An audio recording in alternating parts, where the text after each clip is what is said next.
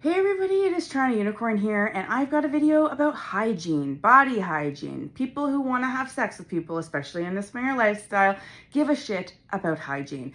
Sorry, not sorry, right? I don't want to go down somewhere if I'm going to be fucking gagging because of the smell while I'm sucking dick. Absolutely not. So I'm here to give some tough love on the topic, but with all of the best of intentions.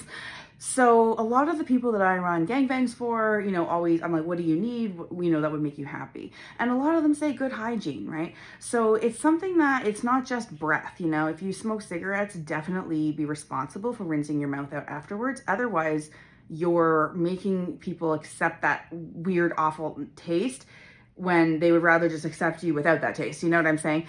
So that's something I always rinse my mouth out after a joint if I can.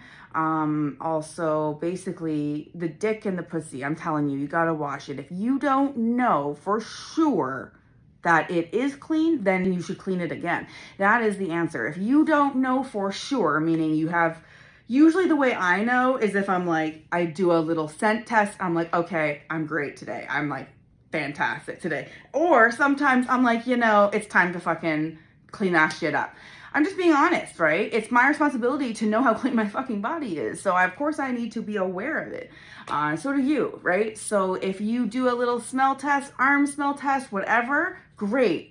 But you've got to also make sure that your dick and balls don't smell bad, and like your, sometimes basically the creases in our legs can actually have more of a body odor scent, even if nowhere else does down there. So like it's not just about the genitals. Sometimes it's the creases in our body, right? So if you are unsure whether you are clean enough for sex, my recommendation is to change that by cleaning again. Therefore, the answer to the question of, are you clean enough for sex, will be yes.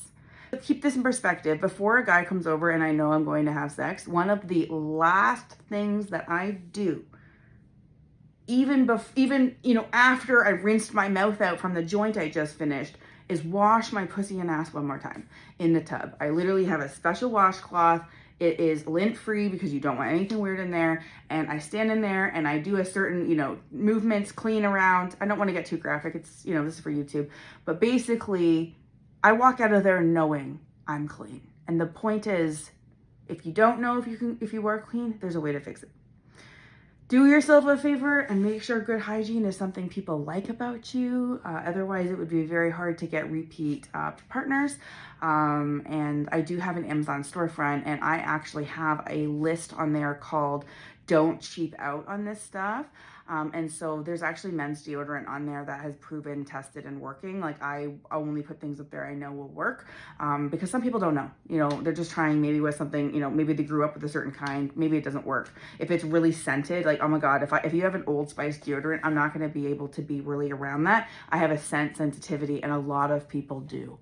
So I recommend a low scent, very low scent deodorant, and make sure you fucking use it, like in this places. I even put deodorant under my boobs because otherwise I get sweaty. So, there's uses. So anyways, thanks for listening. TorontoUnicorn.com for all links. Don't forget to check out my fan page. I also have a new podcast called Sex Stories with TorontoUnicorn. It is not meant for anybody under the age of 18. And yeah, you'll have to go and find that on Spotify podcast or in the link on campsite.bio/TorontoUnicorn.